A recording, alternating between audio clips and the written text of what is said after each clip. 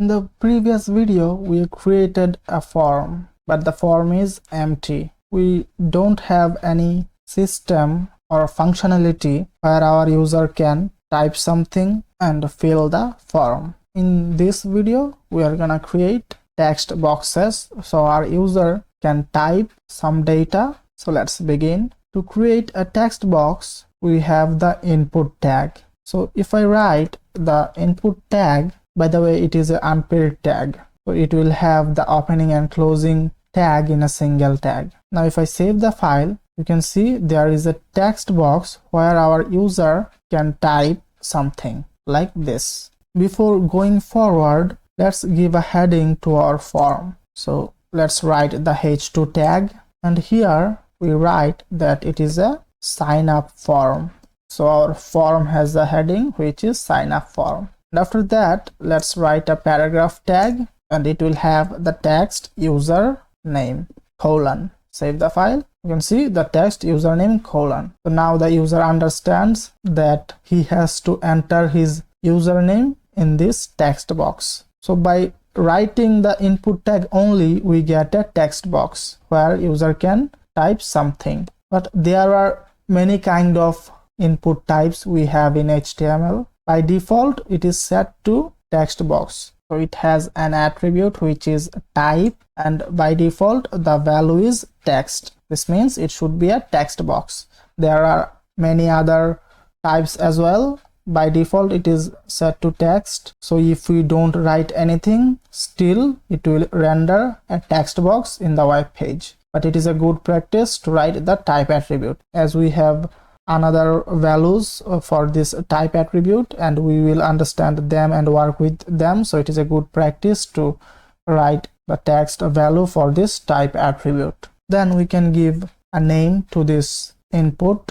So the name would be user name. So by this name attribute, we can access this input field in server-side languages like PHP, JavaScript, and other languages. We can give a ID. By the way, you can give here any name, and in the ID you can also give any ID. But let's say we have same name and same ID. So I'm gonna copy the name value and paste this in the ID attribute. This ID is also used to access this input field in other languages. So now we have two attributes, and with them we can access the input field in other languages. We have another attribute which is value, and if I give the double quotation empty and give nothing, save the file, you can see there is no change. But if user writes something, let's say Thor,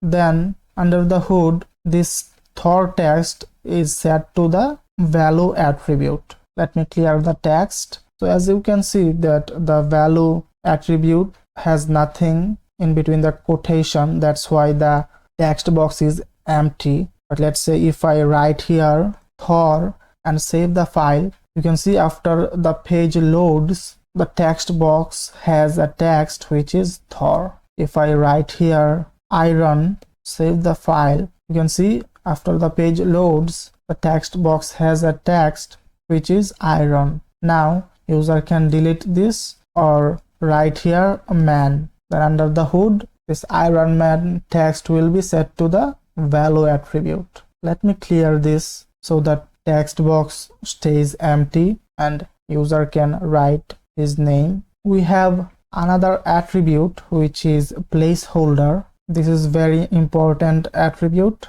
because here we write some instructions for the user. For example, enter your name.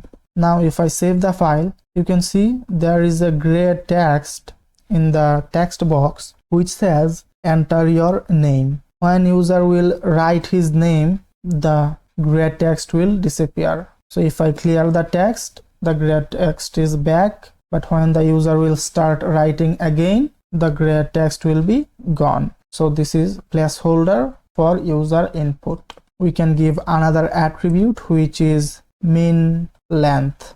Let's say I write here 3. If I save the file and then user have to write minimum 3 characters to submit the form. If he writes AR and try to submit the form, he can't submit the form. He has to write at least 3 characters. Let's say ARI. So then it will be a valid text to submit. So what do you understand? That we give a decimal value to this min length attribute, that how many characters a user should enter at least. So he has to type 3 or more characters. He can't write less than 3 characters and submit the form. We have another attribute which is max length, and here we give a value in decimal number in between the quotation, and this will tell the user or browser that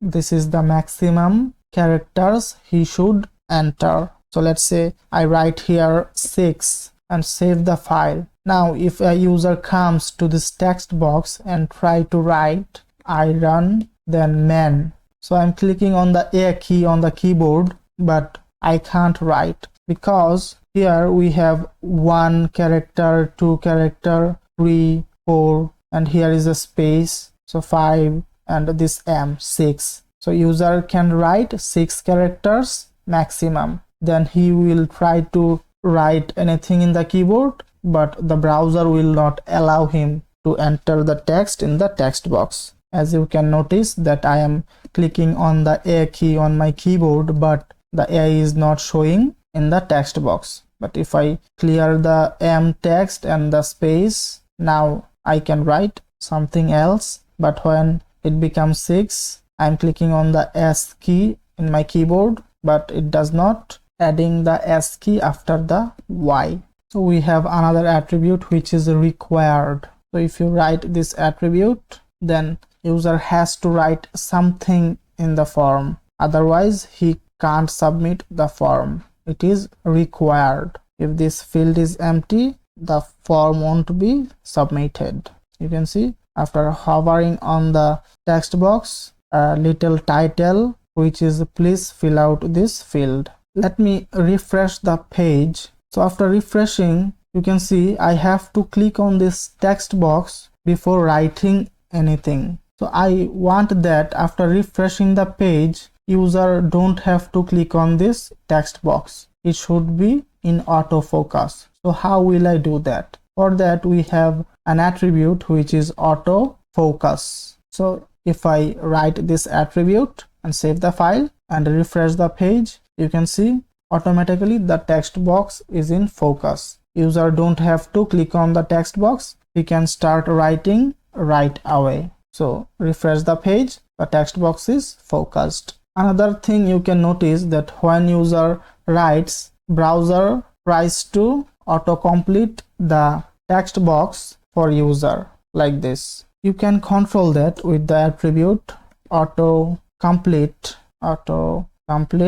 and here are many values available. You can see that you can help the user auto-completing mobile number, telephone number, address line, birthday, many other values. By these values, you can help the user auto-completing his form with respect to his previous behavior in the web page. You can also turn the autocomplete off with the value of, by default it is 1. If you write here off and save the file, and now whenever user will start writing, the browser won't try to autocomplete the text. You can see it does not try to autocomplete.